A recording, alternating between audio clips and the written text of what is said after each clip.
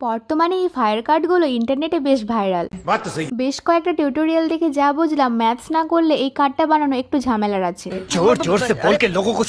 প্রথমে 4টি সাইডে 1 সেন্টিমিটার করে গ্যাপ দিয়ে 4টি করে লাইন ড্র করে নিতে হবে। তবে আমি কিন্তু এখানে একটা ব্ল্যাক পেপার এবং একটা হোয়াইট পেপারকে গ্লু এর সাহায্যে এপিডোপিট করে অ্যাটাচ করে নিয়েছি, যাতে কাগজটা আরেকটু মোটা হয়। তবে এই বক্সটা বানানো দেখতে যতটা ইজি মনে হচ্ছে ততটাও কিন্তু ইজি নয়। তার রিজনটা আমি তোমাদের একটু পরেই বলছি। তবে তোমাদের জন্য এইটুকু কষ্ট আমি করতেই পারি।